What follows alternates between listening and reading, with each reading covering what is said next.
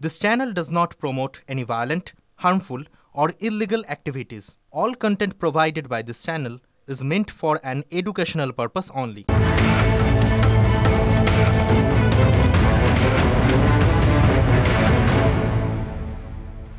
নমস্কার, দেখছেন টিভি9 বাংলা। রয়েছে আমি শুভজিৎ মিত্র। শুরু করছি বিকেলের বিতর্ক। দেখুন, ২৬-এর বিধানসভা নির্বাচন এখনো ১.৫ বছর দেরি আছে, কিন্তু যারা রাজনীতি নিয়ে চর্চা করেন কিংবা রাজনৈতিক খবরাখবর রাখেন, অন্তত এটা বুঝতে পারছেন যে এ রাজ্যে সবকটা রাজনৈতিক দল তাদের মতন করে কৌশল ইতিমধ্যেই সাজাতে শুরু করে দিয়েছে ১.৫ বছর আগে। বামেদের কথায় আসি, সূত্র মারফত যে খবর আমরা পাচ্ছি তাতে আসন বন্টনের ৪৭ বছরের পুরনো যে ফর্মুলা, সময়ের দাবি অনুযায়ী বামেরা সেটা পাল্টাতে চলেছে। কংগ্রেস একসময় ছাত্র পরিষদের দাপুটে নেতা, তার হাত ধরে চাইছে যুব সমাজকে কাছে টানতে। রাজ্যের প্রধান বিরোধী দল বিজেপি ইতিমধ্যে অমিত শাহের হাত ধরে এ রাজ্যে সদস্য সংগ্রহ অভিযান শুরু করে দিয়েছে। আর রাজ্যের শাসক দল তৃণমূল কংগ্রেস মাঠে ঘাটে চায়ের দোকানে যেখানেই যে বিষয়ে রাজনৈতিক চর্চা হোক না কেন, তারা বারবার একটা শব্দই বলেন, উন্নয়ন। আসুন আজকে বারুইপুরে দাঁড়িয়ে ২৬-এর নির্বাচনের আগে এ রাজ্যের রাজনৈতিক দলগুলোর ফর্মুলা নিয়ে কাটাছেড়া করি। আজ আমাদের আলোচনার বিষয়।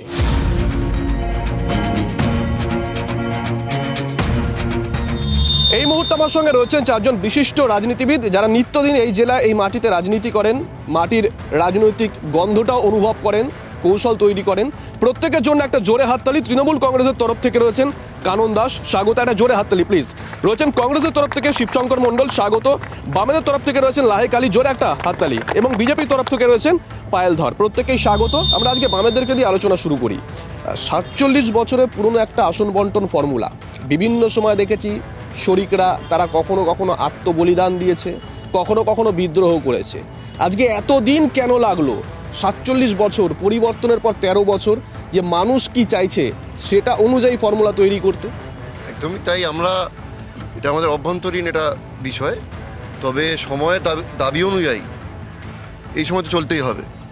যেখানে যেখানে যারা প্রযোজ্য, মানুষ যাদেরকে চাইছে, আমরা সেই মানুষের নেতাদেরকেই নির্বাচিত করতে চাইছি। এখন সেখানে কোনো শরিকি বাধা শরিকরাও আমাদের সাথে একই মত। শরিকি বাধা আসার কোনো প্রশ্ন নেই, শরিকরাও আমাদের সাথে একই মত। আমরা এই জায়গায় দাঁড়িয়ে বৃহত্তর বাম ঐক্যের মধ্যে দিয়ে, আলাপ আলোচনার মধ্যে দিয়ে আমরা এই আসন বন্টনে নামব। কংগ্রেসের কাছে একটু যাই। কংগ্রেসের রাজনীতিতে মানে এই গোষ্ঠী কোন্দল এটা বহু পরিচিত। এটা আমি কেন, যারা এখন চুল পাকিয়ে ফেলেছেন, সাংবাদিকতা করেন, তারাও বলতেন। সোমেন মিত্র প্রবলভাবে মমতা বন্দ্যোপাধ্যায় বিরোধী, জোট করেছিলেন বামেদের সঙ্গে। অধীর চৌধুরী প্রবলভাবে মমতা বন্দ্যোপাধ্যায় বিরোধী, জোট করেছেন বামেদের সঙ্গে।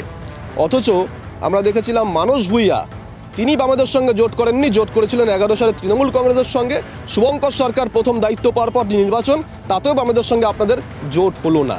মানুষের কাছে কি বার্তা যাচ্ছে? কংগ্রেসের অবস্থানটা কি? দেখুন, আমাদের ভারতীয় জাতীয় কংগ্রেস একটি সর্বভারতীয় দল। আমাদের প্রদেশ কংগ্রেস থেকে যতই আমরা বলি না কেন যে আমরা জোট কার সাথে করব কার সাথে করব না, আমাদেরকে এআইসিসি থেকে একটা নির্দেশ আসে, সেই নির্দেশ অনুযায়ী আমাদের চলতে হয়। এআইসিসি যেভাবে নির্দেশ দেন প্রদেশ কংগ্রেসকে, সেইভাবেই প্রদেশ কংগ্রেস চলে এবং আমরা সেটা সমস্ত প্রদেশ কংগ্রেসের মানে পশ্চিমবঙ্গের সমস্ত কংগ্রেস কর্মীরা সেটা আমরা মেনেও নিই, সেইভাবেই আমাদের চলে আসছে। না, প্রদেশ কংগ্রেস বলতে এক্ষুনি তো আবার বিজেপি ওখান থেকে বলতে শুরু করে দেবে তার কাছে গেলে যে আপনারা ইন্ডিয়া জোটে আছেন, এখানে মেকি একটা লড়াই করছেন। না, দেখুন, মেকিং লড়াই কিছু ব্যাপার নেই। আমরা এখানে অবশ্যই তৃণমূল কংগ্রেসের বিরোধী, অবশ্যই বিরোধী। আমাদের বিরোধিতা করতে হবে। এবার সমস্ত এদের প্রচুর দুর্নীতি রয়েছে, সেই দুর্নীতি মানে সারা পশ্চিমবঙ্গের মানুষ জানে, সারা দেশের মানুষ জানে। অথচ এই দুর্নীতির দায়ে কেউ মানে জেলে যাচ্ছেন, আবার বেরিয়ে চলেও আসেন, সেভাবে পানিশমেন্টও হচ্ছে না। কিন্তু আমরা পশ্চিমবঙ্গে কংগ্রেস, আমাদের দল অবশ্যই তৃণমূলের বিরোধী। মানে ২৬-এ আবার জোড়া ফুল আর হাত পতাকা একসঙ্গে দেখা যাবে না তো? না, দেখুন, এটা আমার ব্যক্তিগত যেটা ধারণা, সেটা ধারণা বা ইচ্ছার কথা বলি। আমরা পশ্চিমবঙ্গ থেকে আমরা জোটের সম্পূর্ণ বিরোধী, কিন্তু আমাদের একটা বাধ্যবাধকতা আছে, যেহেতু এআইসিসি নির্দেশে আমাদের চলতে হয়। আমরা সর্বভারতীয় একটা দল, সেহেতু সেখান থেকে আমি বলবো যে আমাদের কথাও এআইসিসি চিন্তাভাবনা করবেন। বিজেপির কাছে যাই, সদস্যতা অভিযান আপনারা শুরু করেছেন। সদস্য সংগ্রহ করে কি ভোটে লড়া যায়? একটা মিসড কলে সদস্য হয়ে যায়, লড়াই করতে গেলে কর্মীর দরকার। দেখুন, আমাদের যেরকম সদস্যতা অভিযান চলছে, প্যারালালি কিন্তু আপনারা যদি দেখেন ২০২৪-এর নির্বাচনে ২,৩৪,০০,০০০ উপরে পাবলিক ম্যান্ডেট আমাদের সাথে আছে। সুতরাং জনগণ যে আমাদের সাথে আছে সেটা অন্তত এই যে ইন্ডি জোটে বাকি যারা রয়েছেন তাদের অন্তত বোঝা উচিত। তারা এখানে বলছেন আমরা পশ্চিমবঙ্গে লড়বো, তাহলে ওনারা প্রকাশ্যে কেন বলছেন না যে আমরা ইন্ডি জোটকে সমর্থন করি? পায়েল দেবী, এখানে আপনাকে আরেকটা পরিসংখ্যান মনে করিয়ে দিই আমি। 2021 সালে যখন দিলীপ ঘোষ এ রাজ্যে আপনাদের রাজ্য সভাপতি নেতৃত্ব দিচ্ছেন, তিনি 2021 সালে দলকে যত শতাংশ ভোট এনে দিয়েছিলেন, 2024 সালে সুকান্ত মজুমদার প্রায় একই শতাংশ। এই 3-4 বছরে কিন্তু কোনো উন্নতি হয়নি আপনাদের। দেখুন, নেতৃত্বের যে ভূমিকা, সেই ভূমিকা দেখুন কমেনি তো। আলটিমেটলি বিধানসভায় তো বাকিদের মতো কেউ শূন্য হয়ে যায়নি। আর যদি আপনারা বলেন উপনির্বাচন, তাহলে আপনারা প্রত্যেকে নিজেরাই দেখিয়েছিলেন উপনির্বাচন। উপনির্বাচন বলছি না আমি, 21-এর ভোট বলছি আর 24-এর ভোট বলছি লোকসভা। 2,24,00,000 ম্যান্ডেট ছিল, এখানে দাঁড়িয়ে আমরা 2,34,00,000 প্লাস আছি।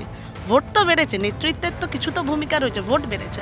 বাকিটা 26-এ জনগণ বিচার করবে। একাধিক ইস্যু রয়েছে পশ্চিমবঙ্গের বুকে, ইস্যু নিয়ে আসবো। তৃণমূল কংগ্রেসের কাছে একটু যাই। আবারও বললাম, শুরুতে বলছিলাম, যেখানে যে বিষয়ে রাজনৈতিক আলোচনা হোক না কেন, 2011 সালে তৃণমূল কংগ্রেস বলতে একটাই শব্দ পরিবর্তন, 2024-এ একটাই শব্দ বলে উন্নয়ন। খুব ভালো কথা, উন্নয়ন বিষয়ে আসবো, আপনি হয়তো উন্নয়নের কথা বলবেন। কিন্তু যে কোনো রাজনৈতিক দলের ফার্স্ট লাইন ম্যানেজার যারা হন, যেমন বামেদের ক্ষেত্রে একটা সময় ছিল LCS, তৃণমূল কংগ্রেসের ক্ষেত্রে সভাপতি হতে পারেন ব্লক প্রেসিডেন্ট, অথবা তৃণমূল কংগ্রেসের ক্ষেত্রে আরেকটু পরিষ্কার করে বললে দলীয় কাউন্সিলর। কাউন্সিলরদের বিরুদ্ধে মুড়িমুড়কির মতন অভিযোগ রোজ উঠে আসছে। ঢিলছোড়া দূরত্ব কসবা হতে পারে, বাগুইয়াটি হতে পারে। দেখুন, যে যেটা করছে সেটা তার ব্যক্তিগত বিষয়, এ নিয়ে দল কোনো সাপোর্ট করে না এবং দল তাদের পাশে নেই। কে কি করছে এ নিয়ে দল নয়। আজকে আমি ধরুন উনি একজন কাউন্সিলর আপনাদের দলের, আমি ওনার কাছে গেলাম, উনি আমার কাছ থেকে 40 লাখ টাকা চাইছে, আমি কি ওনার বিরুদ্ধে ভোট দেবো না দলের বিরুদ্ধে? প্রথমে আমি বলেছি সেটা তার ব্যক্তিগত বিষয়, কে কি করলো, কোথায় কি হলো, ছোটোখাটো খুঁটিনাটি এইসব নিয়ে তৃণমূল কংগ্রেস মাথা আগামী দিনে ঘামায়নি, আজও ঘামাবে না, বিগত দিনেও তিনি ঘামাবেন না। হ্যাঁ হ্যাঁ, কি বলছিলেন? 94টা সিটে যখন ভোট হয় তখন মুখ্যমন্ত্রী যিনি বর্তমান আছেন মাননীয় মমতা ব্যানার্জি বলেন যে প্রত্যেকটা সিটে আমি প্রার্থী। আর যখন সেই বিধানসভা কেন্দ্রে যখন চোর ধরা পড়ে এই পার্থ অনুব্রত, তখন বলে তারা পার্টির বাইরে, পার্টির কেউ নয়। এটা সমস্ত জায়গায় পঞ্চায়েত থেকে কাউন্সিলর। হ্যাঁ বলুন। একদমই না, যাদের পায়ের তলার মাটি নেই তারা অন্যের সমালোচনা করে কি করে? তাদের তো পায়ের তলার মাটি নেই, এখন তো শূন্য। সারা পশ্চিমবঙ্গ জুড়ে বিরোধীদের কোনো পায়ের তলার মাটি নেই। ইভেন সেই এখন যারা বামপন্থী যারা আছেন তাদের কোনো রকম কিছু নেই। আগে তারা পায়ের তলার মাটি তৈরি করুক, তারপরে সংগঠন, তারপরে জেলায়, তারপরে রাজ্যে, তারপরে সমস্ত জায়গায়। বিজেপি কি একটা বলছিল, আসবো। হ্যাঁ বলুন। বলছেন যে ব্যক্তিগত বিষয়, কিন্তু আমার বক্তব্য হচ্ছে যখন দুর্নীতি করছেন পার্টির নামেই তো করছেন, তৃণমূলের সিম্বলেই তো টাকাটা তুলছেন, তাহলে মাননীয়া কি দেখতে পাচ্ছেন না? হুমায়ুন কবিরের কেসটা আজ অব্দি আমরা কেউ দেখলাম না, শুনলাম শোকজ হয়েছিল, তারপরে আর কি হয়েছে আমরা কিন্তু কেউ জানি না। আমরা যে জেলাদারি আলোচনা করছি সেই জেলায় এক মিনিট সিপিএম আরএসপি দ্বন্দ্ব, এটা বিভিন্ন সময় আমরা দেখেছি। শরিকরা অসন্তোষ প্রকাশ করেছে আসন বন্টন নিয়ে, এই 6টা উপনির্বাচনও দেখেছি। সেখানে দাঁড়িয়ে যদি একটা বৃহত্তর বাম ঐক্য আগামী দিনে হয়, যেটা দীপঙ্কর ভট্টাচার্য সিপিআইএমএল এর জেনারেল সেক্রেটারি দাবি করেছেন, সেক্ষেত্রে আপনাদের সমস্যা হবে না? আরও 2টো শরিক আসা মানে তো এই আসন বন্টন নিয়ে আরও একটা জলঘোলা তৈরি হওয়া। সমস্যার তো কোনো কারণ নেই। বিশেষ করে বর্তমান সময়ে দাঁড়িয়ে ভারতবর্ষ এবং পশ্চিমবঙ্গ যেভাবে মানুষের রুটি রুজির লড়াইকে বাদ দিয়ে প্রতিদিন ধর্মীয় ইস্যুকে মূল ইস্যু করানো হচ্ছে, সেই ইস্যু থেকে এই দুটো তৃণমূল বিজেপিকে হারাতে গেলে বৃহত্তর বাম ঐক্যের প্রয়োজন। আর সেটা আপনারা দেখেছেন গত যে উপনির্বাচন হলো, আমরা সেইভাবে আমরা আসন বন্টন করেছিলাম। আগামী দিনেও আমরা বৃহত্তর বাম ঐক্যের মধ্যে দিয়ে আসন বন্টন করবো। এই কোনো না, আসন বন্টনের ক্ষেত্রে আপনি 6টা ইলেকশনের কথা বলছেন, আসন বন্টনের ক্ষেত্রেও তো সমস্যা হয়েছিল। সমস্যা নয়, কথার আলাপ আলোচনা হতে পারে, সমস্যা কিছুই নেই। আগামী দিনেও সমস্যা নেই, আরএসপি সিপিএমও সমস্যা ছিল না। ফরওয়ার্ড ব্লক সিটাইতে লড়াই করেছিল, কংগ্রেস লড়াই করেছিল, কংগ্রেস বেশি ভোট পেল। সেটা কংগ্রেস ওটা সেই জোটে আসতে পারেনি এবারে, ওই জন্য তো এই 6টা উপনির্বাচনে কংগ্রেস জোটে ছিল না আমাদের। যেহেতু আমরা বৃহত্তর বাম ঐক্যের দিকে এগিয়েছি, সেই জন্য কংগ্রেস ছিল না। ঠিক আছে, আপনার কাছে একটু যাই। আপনি বলছিলেন এআইসিসির কথা। এআইসিসির এ রাজ্যের যিনি পর্যবেক্ষক, তাকে বলা হয় যে কোনো জোটের কারিগর। তার নাম হচ্ছে গুলাম আহমেদ মীর, যিনি এ রাজ্যের কংগ্রেসের পর্যবেক্ষক। তিনি কাশ্মীরে ন্যাশনাল কনফারেন্সের সঙ্গে জোটের কারিগর হিসেবে ধরা হয়, ঝাড়খণ্ডেও তাকে জোটের কারিগর হিসেবে ধরা হয়। এই ডিসেম্বরের শুরুতে এ রাজ্যে এসে প্রদেশ ভবনে বসে তিনি সাংবাদিক বৈঠক করে বলে গেছেন যে তারা এ রাজ্যে একলা চলতে চাইছেন। আপনারা কি একলা চলার মতো অবস্থায় আছেন, নাকি আপনাদের এখান থেকে মীর সাহেবের কাছে অন্য কোনো রিপোর্ট গেছে? দেখুন, আমরা বরাবরই বলে আসছি জেলা থেকে এবং প্রদেশ থেকে যে আমরা হচ্ছে একলা চলতে চাই, এবারে আমাদের আরেকটা বিষয় আমি আগেও বলেছি, সেটা হচ্ছে আমাদের এআইসিসির ওপর অবশ্যই নির্ভর থাকতে হয়। আমরা আমাদের মানে প্রদেশ কংগ্রেস থেকে যদি 26 সালে যদি যে ইলেকশন আছে বিধানসভার ইলেকশন, সেই ইলেকশনে আমাদের যদি বলা হয় যে আমরা প্রতিটা বিধানসভায় ক্যান্ডিডেট দেবো, আমরা প্রতিটা বিধানসভায় ক্যান্ডিডেট দেওয়ার জন্য মানে রেডি আছি, ভালোভাবেই হচ্ছে রেজাল্ট করে। ক্যান্ডিডেট দেওয়া ঠিক আছে, কিন্তু ক্যান্ডিডেট দেওয়ার একটা আশানুরূপ ফল করার অবশ্যই ভালো রেজাল্ট করবে। আপনি শুধু বলছি আমাদের হচ্ছে শুধু একটা নির্দেশের জন্য অপেক্ষায় থাকতে হয়, তো সেটা হচ্ছে দিলেই অবশ্যই হবে। বেশ, আপনাদের কাছে একটু যাই। আপনি বলছিলেন যে উন্নয়ন কোনো রকমভাবেই এই যে দুর্নীতির অভিযোগ উঠছে সেগুলো প্রতিবন্ধকতা তৈরি করবে না ভোটের ক্ষেত্রে। ভোটের ক্ষেত্রে আপনারা তো দেখলেন 6টা জায়গায় ইলেকশন হয়েছে, বাই ইলেকশন, সেইখানে দাঁড়িয়ে কোনো বিরোধীদের পায়ের তলার মাটি নেই। সাধারণ মানুষ বা মুখ্যমন্ত্রীর সঙ্গে আছে, সেখানে দাঁড়িয়ে কোনো রকম দ্বিধাদ্বন্দ্ব নেই। 26-এ আমরা 294টাই সিট আমরা পাবো 2026-এর ইলেকশনে। সেই জায়গায় আমাদের দিক থেকে কোনো সন্দেহ নেই। কে কোথায় কি করলো তা নিয়ে মুখ্যমন্ত্রী কর্ণপাত করেন না, আগামী দিনে করেননি, করবেনও না। বলুন। তৃণমূল মানেই তো চোর, দুর্নীতি পুরো ছেয়ে গেছে, পুরো জায়গাটাই দুর্নীতি ছেয়ে গেছে, সব জায়গায়। সেই জায়গায় সঠিকভাবে আজকে পঞ্চায়েত ইলেকশন যদি সঠিকভাবে হতো তাহলে সেক্ষেত্রে এদিকে কারণ বলুন। সারা পৃথিবী লোক তৃণমূল চোর, সব কটা জেলে বসছে, সারা দুনিয়ার লোক জানে।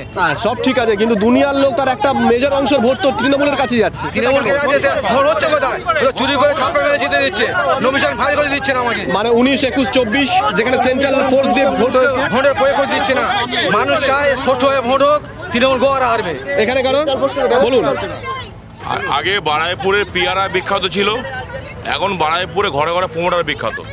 তৃণমূলের জামানায় যত পিয়ারা বাগান, আগে পিয়ারা বাগানের জন্য বারাইপুর ফেমাস ছিল, এখন সব পিয়ারা বাগান কেটে দিয়েছে, পুকুর ভরাট করে দিয়ে প্রমোটার রাজ চলছে বারাইপুরে।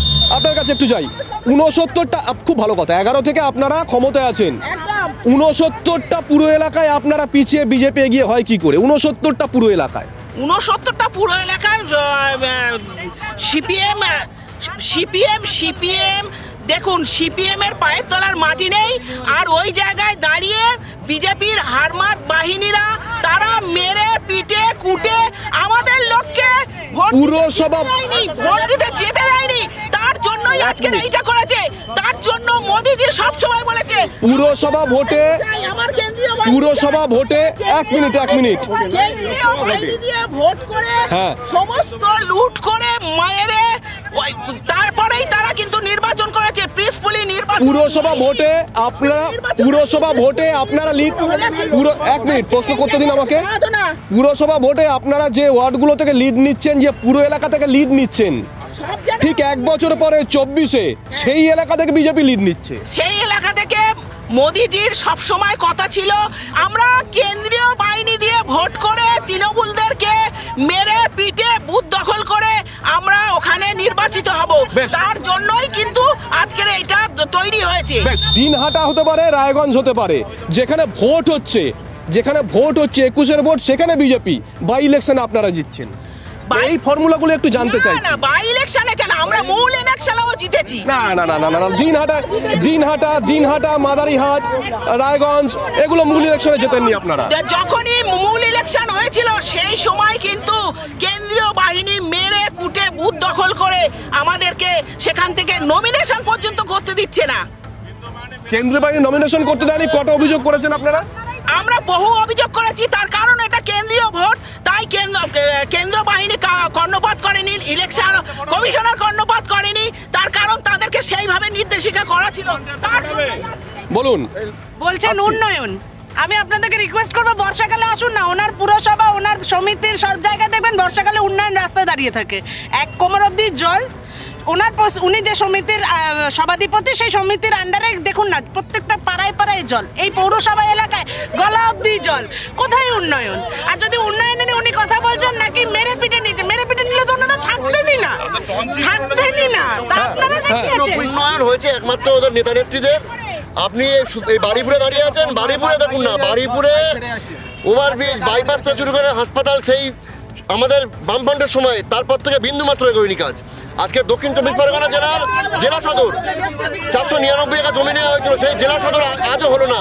তাহলে একটা সুন্দরবনে যে মানুষ সুন্দরবনে থাকে তাকে জেলা সদরের জন্য বাইরের জেলা কলকাতা জেলা যেতে হচ্ছে আলিপুরে, তাহলে কেন জেলায় সেই সুযোগ পাবে না? ফল প্রক্রিয়াকরণ শিল্প, ফল প্রক্রিয়াকরণ গোটা বারুইপুর একটা, শুধু বারুইপুর না দক্ষিণ 24 পরগনা মৎস্য ফল প্রক্রিয়া একটা উদ্বিগ্ন শিল্প। সেই বারুইপুরে এরা প্রতি বছর ভোটে এসে প্রতিশ্রুতি দেয়, কিন্তু ফল প্রক্রিয়াকরণ শিল্প আজকে হলো না। 95 সাল থেকে এখানে তৃণমূল, আগে কংগ্রেস এবং তৃণমূল, কিন্তু এখানে এখনো পর্যন্ত রাজ্য সরকারের দেওয়া তথ্য অনুযায়ী এই পৌরসভা কিন্তু সি গ্রেডে আছে। আর আপনাদের বলবো এখানে জলের সময়, যিনি বলছিলেন জলের সময়, এখানে পিছনে আপনারা একটা হল দেখতে পাচ্ছেন, এটা কিন্তু জলা জমির ওপরে, ক্যামেরাটা যদি পারেন দেখান, এই জলা জমির ওপরে এই কমিউনিটি হলটা হয়ে রয়েছে। কি করে হয় এই জলা জমির? ফল প্রক্রিয়াকরণ শিল্প, ফল প্রক্রিয়াকরণ শিল্প এখানে বারুইপুরে, বারুইপুরে ফল প্রক্রিয়াকরণ শিল্প হচ্ছে ভীষণ দরকার এখানটায়। এবং সেটা হচ্ছে বহু চাষি আছে, হাজার হাজার কৃষক আছে, তাদের হচ্ছে ফল প্রক্রিয়াকরণ শিল্প না হলে না, ফল প্রক্রিয়াকরণ শিল্পটা আলাদা বিষয়। ফল প্রক্রিয়াকরণ বিষয়টা আলাদা বিষয়, এটা ভীষণ প্রয়োজন। এখানে পেয়ারা আছে, লিচু আছে, করম চা আছে, এগুলো ভীষণ দরকার। এগুলো না হলে কৃষকরা বাঁচবে কি করে? হাসপাতাল তো শুধু রংচং হয়েছে, পরিষেবা কোথায়? ওখান থেকে পাঠিয়ে দেওয়া হচ্ছে, কিছুই নেই। শিক্ষা, স্বাস্থ্য, হসপিটাল এখানে কোথায়? পরিষেবা কোথায়? মানুষ পরিষেবা পাবে? দেখুন যে অভিযোগগুলো এখান থেকে উঠে এলো, ফল প্রক্রিয়াকরণ শিল্প এখানে 13 বছর আপনারা ক্ষমতায়, এখনো পর্যন্ত হয়ে ওঠেনি। এক মিনিট পুরো পরিষেবা এখানে খারাপ। যে অভিযোগ উঠে এলো হাসপাতালে শুধু রং হয়েছে, সেখানে পর্যাপ্ত পরিষেবা পাওয়া যায় না। অভিযোগ উঠে এলো আজকে এতদিন হয়ে গেল, 13 বছর আপনারা ক্ষমতায় রয়েছেন, দক্ষিণ 24 পরগনার প্রত্যন্ত গ্রামের মানুষটাকেও যেতে হবে সেই আলিপুরে জেলা সদরে। না, একদমই নয়। বারুইপুর পঞ্চায়েত সমিতি রয়েছে, বারুইপুর